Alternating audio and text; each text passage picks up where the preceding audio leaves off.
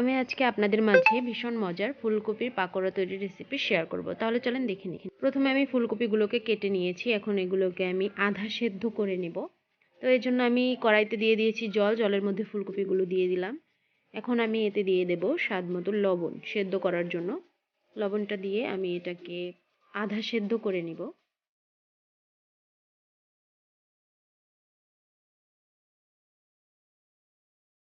ফুলকপি সেদ্ধ হয়ে গিয়েছে। এখন আমি নামিয়ে জলটা ঝরিয়ে নিয়েছি। এখন একটা বাটিতে আমি লবণ, অল্প একটু চিনি এবং আমি লাল মরিচের গুঁড়ো আর এতে দিয়ে দেব গোলমরিচের গুঁড়ো। এটাকে একটু ভালোভাবে মিশিয়ে নেব।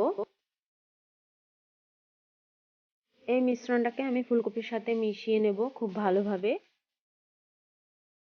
খুব ভালোভাবে এটাকে আমি মিশিয়ে নিয়েছি। তো দেখেন আমার মেশানো হয়ে গিয়েছে। এখন আমি একটা বাটিতে 1.5 কাপ বেসন নিয়ে নিয়েছি। এর মধ্যে আমি দিয়ে দেব 1 চা চামচ আদা রসুন বাটা, স্বাদ মতো লাল মরিচের গুঁড়ো দেব,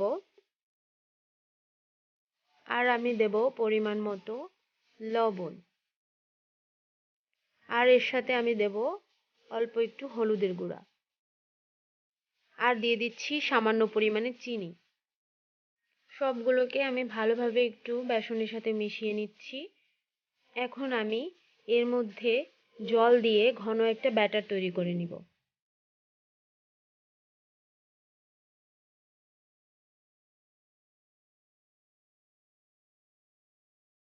তো দেখেন আমার ঘন ব্যাটার তৈরি হয়ে গিয়েছে। এর মধ্যে এখন আমি দিয়ে দেব কাঁচা পাকা মরিচ কুচি এবং একটু ধনিয়া পাতা কুচি। তো এটাকে আমি খুব ভালোভাবে মিশিয়ে এটাকে এই ব্যাটারটাকে আমি 10 থেকে 15 মিনিটের জন্য রেস্টে রেখে দিব। আমি একটা কড়াইতে তেল গরম করে নিয়েছি।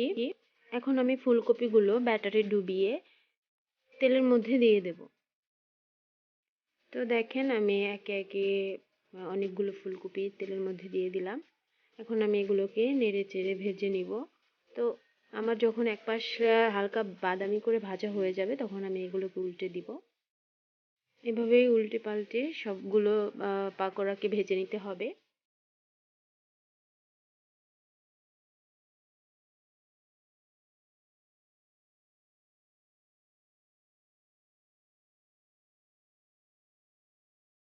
তো দেখেন আমার পাকোড়াগুলো একেবারে রেডি হয়ে গিয়েছে। এখন আমি এগুলোকে নামিয়ে নিব। তো তৈরি হয়ে গেল মুচমুচে ক্রিস্পি সন্ধ্যার নাস্তার রেসিপি পাকোড়া।